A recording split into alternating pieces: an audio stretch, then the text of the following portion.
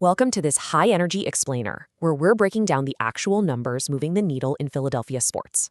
It's Saturday, July 25th, 2026, and yeah, the summer heat is absolutely at full blast right now. But trust me, the temperature outside is literally nothing compared to the absolute sports world earthquake that just landed right here in South Philly.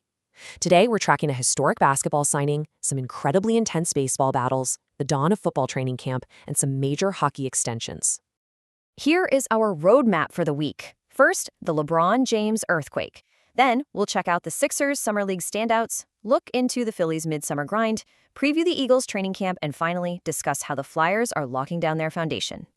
All right, let's dive right into Section 1, the LeBron James earthquake. In a decision that completely shocked the basketball world on Friday morning, President of Basketball Operations Mike Yancey pulled off what might be the sign-and-trade move of the century. Four-time NBA champion and the all-time leading scorer in league history, LeBron James has officially signed a 2-year deal with the Philadelphia 76ers. To really wrap our heads around the sheer magnitude of this move, we have to look at this staggering figure, $52.6 million. That is the massive salary the 41-year-old superstar made just last season playing in Los Angeles. Now, usually when a player commands that kind of money, acquiring them means totally gutting your roster and sacrificing your future draft capital just to make the math work, right? But that is absolutely not what happened here. Here is where it gets crazy. The unprecedented, analytical marvel of his new contract structure in Philly is just jarring.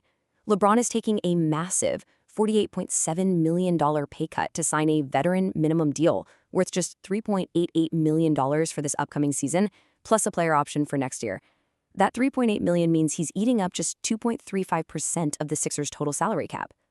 From a front office perspective, getting a player of this caliber at a 2.35% cap hit is basically unheard of in modern sports. It's a total game changer. And this brilliantly illustrates the terrifying new roster this financial sacrifice created. Because LeBron isn't eating up massive cap space, the Sixers were able to retain and build an absolute powerhouse. Just think about this starting lineup. You've got a former MVP in Joel Embiid, a dynamic guard in Tyrese Maxey, the newly acquired superstar Jaylen Brown, high-upside rookie VJ Edgecombe, and now LeBron James. This combination of size, scoring, and veteran IQ immediately catapults the Sixers into the season as heavy championship favorites. Moving right along to Section 2, Sixers Summer League standouts. The crazy part is, the front office didn't even stop with the starting five.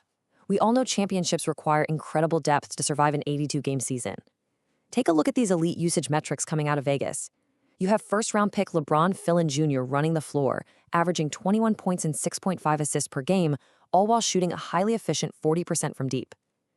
Pair him alongside second-year big man Johni Broome, who is an absolute force in the paint, averaging a dominant double-double with 21 points and 12 boards. When you combine the veteran super team we just talked about with this kind of young, hungry, cheap production coming off the bench, you literally have the recipe for a dynasty. All right, shifting gears to Section 3, the Phillies midsummer grind. Adopting a much grittier tone here, the Philadelphia Phillies are currently grinding their way through this brutal late July heat, and man, it has been an absolute roller coaster of a week. Let's walk through it. It started with an incredible high on Monday night, an explosive 10-7 win over the Dodgers, totally fueled by Trea Turner blasting 2 home runs and driving in 5. But baseball's a game of momentum, and the Dodgers stole it right back, handing the Phils a tight 2-1 loss on Tuesday, despite a fantastic start from Zach Wheeler, and then followed that up with a 9-5 setback on Wednesday. All of that culminated in last night's Friday matchup against the Yankees, which turned into a classic, incredibly tight 1-0 pitchers duel loss. Yankee starter Cam Schlitter just shut down the lineup with 12 strikeouts. This tough stretch brings the Phils to 56-48 on the year. Now, despite sitting 5.5 games behind Atlanta in the National League East right now, interim manager Don Mattingly actually has some massive bright spots to focus on as he manages the rotation's workload. So the crucial point on offense right now is the number 33. That is how many home runs Kyle Schwarber has crushed so far this season, which ranks him second in all of Major League Baseball. His launch angles have been incredible, and he is essentially single-handedly keeping this offense dangerous on any given pitch. And the crucial point on the mound?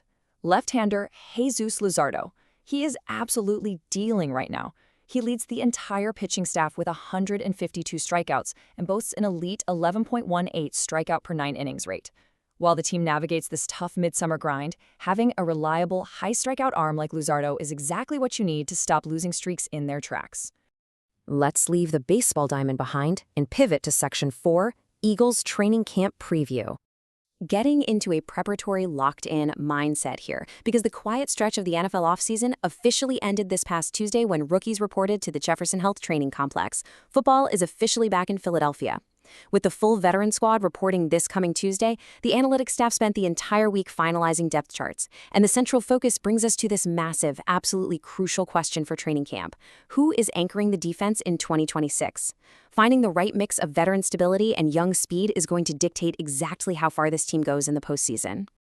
So let's break down what we'll be watching on the practice field. First up at linebacker, you have All-Pro Zach Bond anchoring the middle. He logged a ridiculous 92% of defensive snaps last season, and he'll be lining up alongside second-year backer Jihad Campbell. Back in the secondary, we've got a primary snap share battle brewing between 2025 second-round pick Andrew Makuba and the returning veteran Marcus Epps. And hey, do not sleep on special teams. Rookie long snapper Rocco Underwood is entering camp needing to build instant timing with our elite kicking duo of Jake Elliott and Braden Mann. Every single snap in this camp is going to matter. Finally, let's hit the ice for Section 5, Flyers Lockdown Foundation. Down at the Wells Fargo Center, General Manager Daniel Briere isn't just waiting around. He is making major long-term moves for the Philadelphia Flyers by successfully locking down two absolutely critical elements of this roster: dynamic forward Trevor Zegras and blue liner Jamie Drysdale. By securing them on matching 4-year contract extensions, the front office is loudly declaring that this is the core they are building around. It provides stability, it builds chemistry, and it ensures the team's vital talent is secured through the rest of the decade. And that leads us perfectly to the number 30, specifically September 30th, 2026. The NHL just released the new schedule, and on that date, the Flyers will open their brand new 84-game season at home against the rival Pittsburgh Penguins. What makes this so special? Well, it marks the very first September season opener in franchise history. An earlier start, an expanded schedule, and a locked-in young core going up against a bitter rival. Honestly, you couldn't ask for a better way to drop the puck on a new era of hockey. Now, while you're sweating out this late July heat and tracking all these crazy roster updates, remember that true Philly fandom never cools down. Whether you're analyzing LeBron's cap hit, calculating Schwarber's launch angles, or prepping for the first hits down at the Jefferson Health Training Complex, you should be doing it in the best streetwear the city has to offer.